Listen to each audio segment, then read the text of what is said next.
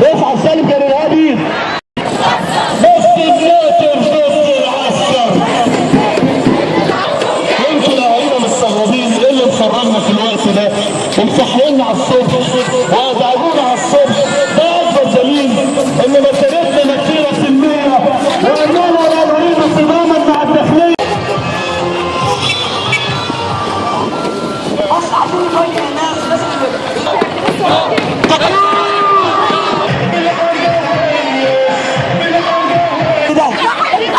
عايزين نصحي الناس من النوم، عايزين نصحيهم من النوم.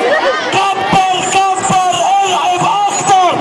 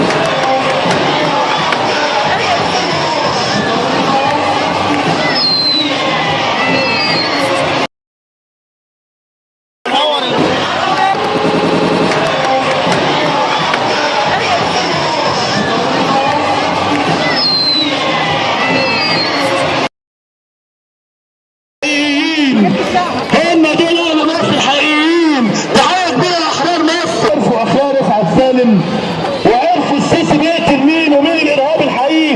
رفعت سالم كان ارهابي؟ يا اهالينا حد يرد علينا. رفعت سالم كان ارهابي؟